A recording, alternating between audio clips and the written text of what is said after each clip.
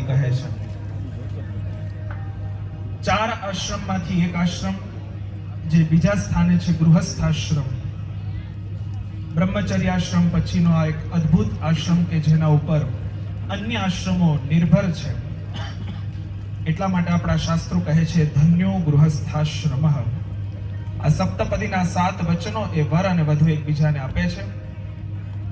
આ સમજણના 7 વચન અને આ 7 પગથિયા, આ 7 સોપાન ચડી અને પોતાના ઘરને સ્વર્ગ બનાવવાની આ જે સમજણ છે એ સપ્તપદી આપણને સૌને આપે છે.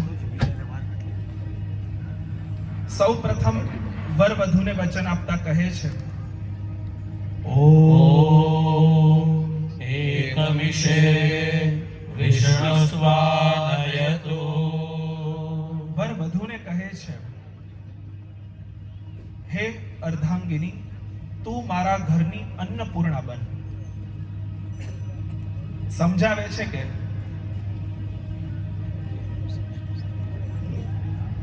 અડધી કલાક કે 40 મિનિટ પછી કન્યા વિદાય અહીંયા થવાની છે. એટલે ખાસ આખરાની અને ગોયાણીના જે નજીકના પરિવારના સભ્યો છે એ મિનવર જમીન અહીંયા જ આવી જાય અને કન્યા વિદાય વખતે આપણે હાજર રહીશું. પ્રથમ વચન આપતા વર વધુને કહે છે કે હે ગૃહિણી, હે અર્ધાંગિની, તું મારા ઘરની અન્નપૂર્ણા થા. ત્યારે એ નવવધુ પોતાના પતિદેવને વચન આપતા કહે છે કે હા, હું આપના ઘરની અંદર અન્નપૂર્ણા બનીને રહીશ અને આપની સેવા કરીશ.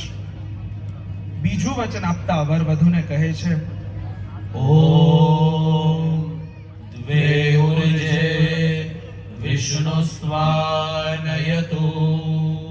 વર વધુને કહે છે કે હે અર્ધાંગિની, તું મારા શરીરનું, મારા મનનું, મારા આત્માનું બળ બન. અને ત્યારે વધુ વરને કહે છે કે હું સહજ રૂપે આપની શક્તિ બનીને રહીશ. સહન શક્તિ તો ઘણા બધા બને, પણ અહીંયા વાત છે સહજ શક્તિની, કે હું આપની સહજપણે શક્તિ બની અને રહીશ અને આપનું બળ બનીને આપના બળની અંદર વૃદ્ધિ કરતી રહીશ. આ લગ્ન એક એવો અનોખો સંયોગ છે કે જ્યાં 1+1 એટલે 2 નહીં, પણ 1 અને 1, જ્યાં એક થવાની વાત છે. મન, કર્મ અને વચનથી જ્યાં એકબીજાને સમર્પિત થવાની વાત છે. ત્રીજા વચનમાં વર વધુને કહે છે ઓમ ત્રીણી રાયસ્મોખાય વિષ્ણુસ્વાનયતુ. વર વધુને કહે છે કે હે અર્ધાંગિની, તું મારી ઘરની મહાલક્ષ્મી સ્વરૂપિણી બની અને મારા ઘરની અંદર પધારજે. આપણે ત્યાં 3 શક્તિની વાત છે: ઈચ્છા શક્તિ, ક્રિયા શક્તિ અને દ્રવ્ય શક્તિ. મહાલક્ષ્મી બની અને મારા ઘરની સંપત્તિમાં વૃદ્ધિ કરનારી બનજે.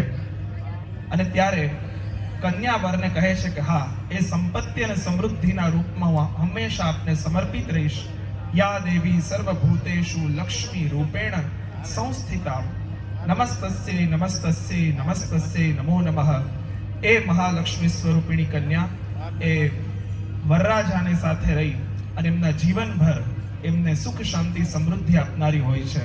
આવું વચન તૃતીય વચનમાં આપે છે અને ચોથા વચનમાં વર વધુને કહે છે ઓમ ચત્વારી માયો ભવાય વિષ્ણુસ્વાનયતુ.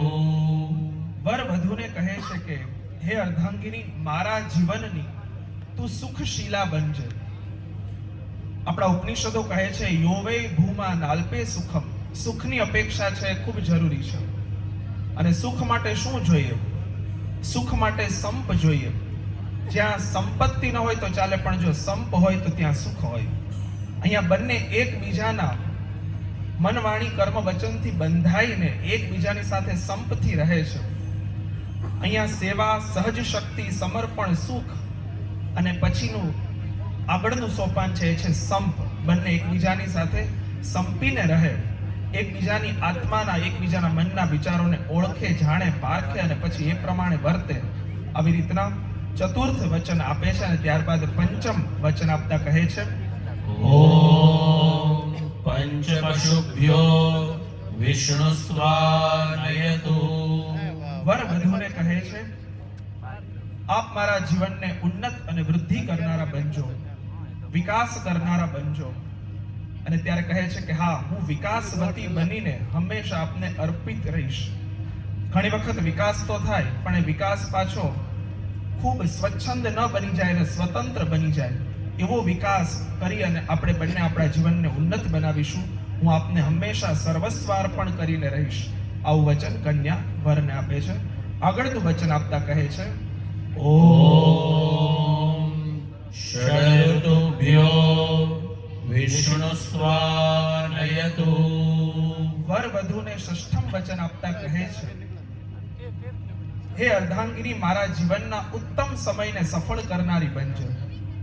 મારા જીવનને સફળ કરવા માટે હંમેશા તું આગળ હોય.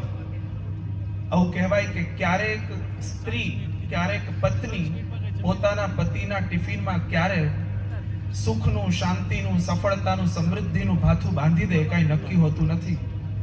વર વધુને કહે છે કે મારા ઉત્તમ સમયને હંમેશા સફળ બનાવનારી બનજે. ત્યારે કહે છે કે હા, આપની સફળતા માટે હું સમજણ ભરી બનીશ. સમજણ છે એ સફળતાનું પ્રથમ સોપાન છે. હું હંમેશા સમજણથી આપની સાથે જોડાઈ